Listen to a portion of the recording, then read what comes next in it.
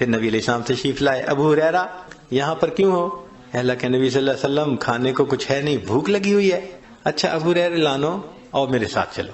تو نبی علیہ الصلوۃ والسلام ابو ہریرہ لانو کو لے کر گھر گئے اور وہاں تشریف لے جا کر آپ نے پیغام بھیجا بھئی کچھ کھانے کی چیز ہو تو بھجوائیں.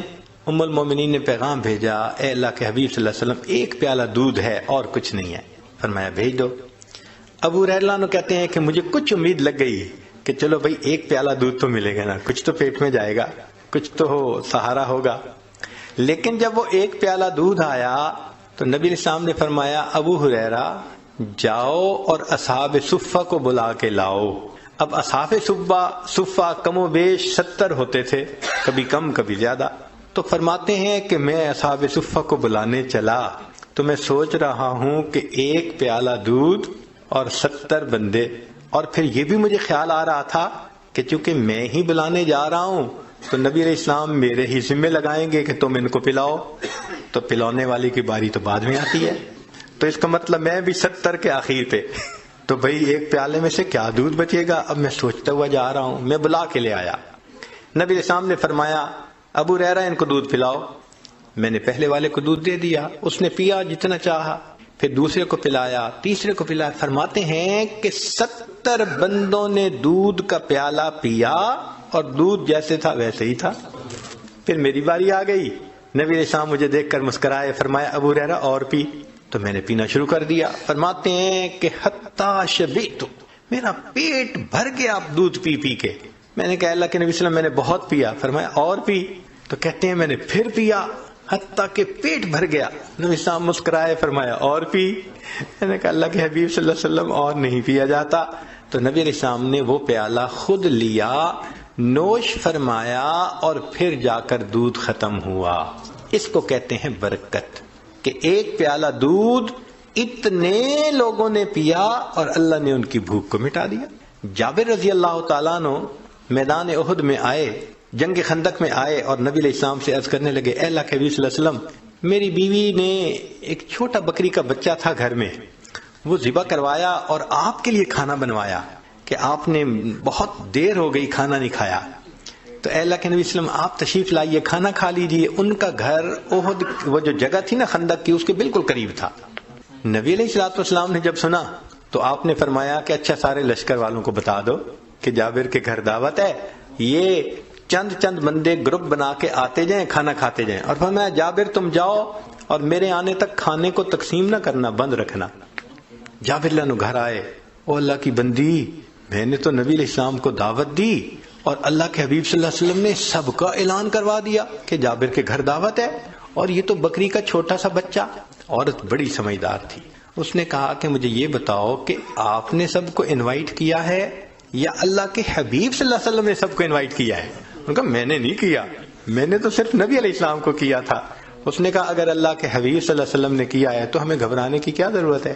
نبی علیہ السلام تشریف لائے، پھر آپ صلی اللہ علیہ وسلم کھانا تقسیم کرنے کی جگہ پر خود بیٹھ گئے اور آپ تقسیم فرماتے رہے. صحابہ 10 آدمی چند آدمی مل کے آتے رہے، کھانا کھا کے جاتے رہے. پورے لشکر نے کھانا کھایا اور بکری کا بچہ اس کا سالن پورے لشکر کو پورا آ گیا. اس کو کہتے ہیں رزق میں برکت. اللہ تعالیٰ برکت دے دیتے ہیں. چنانچہ ایسی برکت ہو جاتی ہے مال میں کہ الحمدللہ بندے کا مال ضرورتوں کے لیے پورا ہو جاتا ہے، ضرورتوں کے لیے پورا ہو جاتا ہے. ایسی اللہ تعالیٰ برکت عطا فرما دیتے ہیں. ایک مرتبہ ایک خاتون آئی اور بات کرنے کے لیے پردے کے پیچھے جو بیٹھی تو اس نے رونا شروع کر دیا. میں نے کہا بھی صحیح کہ بھئی آپ کیوں رو رہی ہیں؟ مگر اتنی پریشان تھی کہ رونا شروع کر دیا. تو جب اس نے رونا شروع کر دیا تو ہم نے بھی پھر تھوڑی دیر اس کو رونے دیا کہ بھئی ذرا سنبھلے گی تو بات کریں گے تاکہ بات سنیں. خیر تھوڑی دیر کے بعد وہ سنبھلی تو میں نے پوچھا آپ کیوں رو رہی ہیں؟ کہنے لگی میں بہت پریشان ہوں. کیوں پریشان ہے؟ کہنے لگی کہ میرا خاوند بہت بڑا انڈسٹریلسٹ ہے، کئی درجن کمپنیوں کا مالک ہے، اور میرا فرسٹ کزن بھی ہے اور مجھ سے بہت زیادہ محبت کرتا ہے. اس نے گھر میں مجھے ہر آسانی دی ہوئی ہے. گھر ایسا اس نے بنایا ہے کہ جیسے کوئی محل ہوتا ہے. گھر کا سارا خرچہ اس نے ذمہ لیا، بجلی کا بل دیتا ہے، ٹیلی فون کا بل دیتا ہے، گیس کا بل دیتا ہے. حتیٰ کہ وہ کچن میں جو خرچہ ہوتا ہے اس کا بھی خرچہ بھرتا ہے. نوکروں کی تنخواہیں، سیکیورٹی والوں کی نگاہیں، ڈرائیور کی تنخواہیں، سب وہی ٹوٹل دیتا ہے. میرے اوپر گھر کا کوئی خرچہ نہیں. البتہ میرے ذاتی خرچے کے لیے وہ مجھے ہر مہینے $2000 دیتا ہے. میں بڑی پریشان ہوں، میرے خرچے پورے نہیں ہوتے. اب ذرا سوچئے کہ عورت کو پرسنل ایکسپینسز کے لیے وہ $2000 پر منتھ دیتا ہے، اور عورت کہتی ہے میں بڑی پریشان ہوں، میرے خرچے پورے نہیں ہوتے.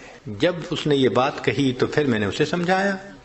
میں نے کہا بھائی میری تو بات یہ ہے کہ اگر آپ کا میاں آپ کو 2000 کی بجائے $3000 پر منتھ بھی دے دے تو آپ کے خرچے پورے نہیں ہوں گے. کہنے لگی پیر صاحب ایسی بات تو نہ کریں آپ. میں نے کہا اس لیے کہ ڈائریکشن بدلنے کی ضرورت ہے. کہنے لگی کیا؟ میں نے کہا آپ کو اللہ نے اتنا مال دیا، پردے کی پابندی نہیں ہے، نماز کی پابندی نہیں ہے، رسمی رواجی زندگی جو عورتوں کی ہوتی ہے فیشن والی وہی آپ کی زندگی ہے. تو جب دین ہی زندگی میں نہیں ہوگا تو برکت ہی نہیں ہوگی. تو جب مال میں برکت نہیں تو $5000 بھی مہینے کے دے دے، آپ کے خرچے تو ختم نہیں ہونے والے. کہنے لگی پھر میں کیا کروں؟ میں نے کہا کہ آپ اپنی زندگی کی ترتیب کو بدلیں. جس ترتیب پر انسان کی زندگی میں برکتیں آتی ہیں اس کو اپنائیں. پردے کا خیال کریں، نمازیں پڑھیں، یہ کریں وہ کریں جو شریعت نے کہا. خیر بات اس کے سمجھ میں آ گئی. کہنے لگے جی ٹھیک ہے، آپ مجھے توبہ کے کلمات پڑھا دیں، میں آج سے زندگی بدلنے کی نیت کرتی. اللہ نے مہربانی کر دی، اس نے بیت کے کلمات پڑھ لیے، پھر نماز کی نیت کر لی، زندگی اس کی بدل گئی. اللہ کی شان، کوئی کچھ مہینے بعد یا 1 سال بعد وہ عورت دوبارہ آئی اور اتنی خوش، حضرت میں بس اپنے حالات بتانے آئی ہوں اور آپ کا شکریہ بھی ادا کرنے آئی ہوں کہ اب میں شریعت کے مطابق زندگی گزارتی ہوں. میرے ذاتی خرچے $500 میں پورے ہوتے ہیں، $1500 ہر مہینے میں یتیموں اور بیواؤں پہ خرچ کر دیتی ہوں. جب مال میں برکت ہوتی ہے نا تو تھوڑا مال زیادہ ضرورتوں کو پورا کر دیتا ہے. ایک شخص آیا جنید بغدادی رحمۃ اللہ علیہ کے پاس، حضرت حج پہ جانا ہے، پیسے نہیں. تو حضرت نے جیب میں ہاتھ ڈالا، چونی نکالی اور دے دی. لو بھائی خرچے کے لیے چونی لے لو. اب وہ نکلا حج کے سفر پہ. جیسے ہی بستی سے باہر نکلا تو ایک قافلہ جا رہا تھا. سلام کیا، پوچھا کہاں جا رہے ہیں؟ انہوں نے کہا بھائی ہم حج پہ جا رہے ہیں. انہوں نے پوچھا تم کہاں؟ کہنے لگا ارادہ تو میرا بھی حج کا ہے. ان کا یار ایک بندے نے ہمارے ساتھ حج پہ جانا تھا، کوئی آخری لمحے پہ کام پڑ گیا اور وہ نہیں گیا، تو ایک جگہ خالی ہے اونٹ پہ، اگر تم بیٹھنا چاہو تو آ جاؤ. یہ ان کے ساتھ ہو گیا. اب قافلے والوں نے کھانا بھی کھلایا، مہمان نوازی بھی کی اور اس کو وہاں پہنچا کے حج بھی کروا دیا. واپس آنا چاہا. یہ اس جگہ گیا جہاں اونٹ کرائے پہ ملتے تھے سفر کے لیے. تو دیکھا ایک اور قافلہ ہے. تعارف ہوا کہاں جاتے ہو؟ اس نے کہا کہ میں نے تو فلاں ملک شہر میں جانا ہے. ان کا ہم نے بھی اسی سے تھوڑا سا آگے جانا ہے. ایک بندہ ہمارے ساتھ حج پہ آیا تھا اور اس کا جو ہے نا حج کے دوران انتقال ہو گیا، تو اس کا اونٹ خالی ہے، بھئی تم جانا چاہتے ہو تو آ جاؤ. یہ پھر ساتھ جڑ گیا، کھانا بھی ملا، سفر میں ان کے ساتھ بھی رہا، اور جس بستی سے چلا تھا اس بستی میں آ کے اتر گیا. اب بڑا حیران کہ حضرت صاحب نے چونی دی تھی، نہ جاتے خرچ ہوئی نہ آتے خرچ ہوئی. پہنچا حضرت میں حج کر کے آ گیا، لیکن عجیب بات ہے کہ وہ چونی تو میری خرچ ہی نہیں ہوئی. حضرت نے فرمایا پھر میری چونی واپس کر دو. یقین کیجئے کہ اللہ والوں کی چونی بھی خرچ نہیں ہوتی. اللہ تعالیٰ مال میں ایسی برکت دے دیتے ہیں. تھوڑا مال ہوتا ہے، ضرورت ہی نہیں پڑتی. چنانچہ ایک بزرگ تھے تو ان سے بیٹے نے پوچھا کہ ابو یہ جو آپ برکت برکت کہتے رہتے ہیں پریکٹیکلی بھی تو سمجھائیں. انہوں نے اپنے بچے کو لیا اور گھر میں ایک پمپ موٹر لگا ہوا تھا، اس کے پاس لے گئے اور دکھایا، بیٹے دیکھو، ہاں گیزر لگا ہوا تھا، تمہاری عمر ہے اس وقت 29 سال اور میں نے تمہاری پیدائش سے پہلے گیزر لگوایا تھا. 29 سال میں اس گیزر کو مینٹین کرنے کی ضرورت ہی نہیں پڑی. اس کو مال میں برکت کہتے ہیں. اور ہم دیکھیں تو شاید 29 سال میں ہمارے 5 گیزر ختم ہو جاتے. مجھے ایک آدمی ملا، کہنے لگا جی میرے گھر میں ایک موٹر لگی ہوئی ہے، 35 سال سے وہ چل رہی ہے، مجھے کبھی اس کی مینٹیننس کی ضرورت پیش نہیں آئی۔ 35 سال میں کبھی موٹر نہیں جلی، اور ہماری تو 35 سال میں 35 موٹریں جل جاتی۔ یہ کیا ہوتا ہے؟ یہ اللہ کی طرف سے ایک برکت ہوتی ہے۔ اللہ اس بندے کو ضرورت پڑنے ہی نہیں دیتے، اس کے خرچے ہی کم ہوتے ہیں۔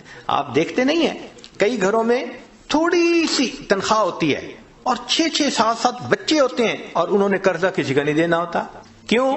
کہ کبھی ڈاکٹر کے پاس جانے کی ضرورت ہی نہیں۔ اور کئی لوگ ایسے ہیں کہ ماشاءاللہ ہیں بھی کروڑوں پتی، اور اگر پوچھیں تو قرضے بھی کروڑوں کے ان کے سر کے اوپر ہیں۔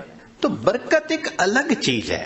ہمیں ایک مرتبہ رشیا کی ایک ریاست میں جانے کا موقع ملا، تو صاحب خانہ نے بکری ذبح کی اور اس کو انہوں نے بھون کے سامنے رکھ دیا۔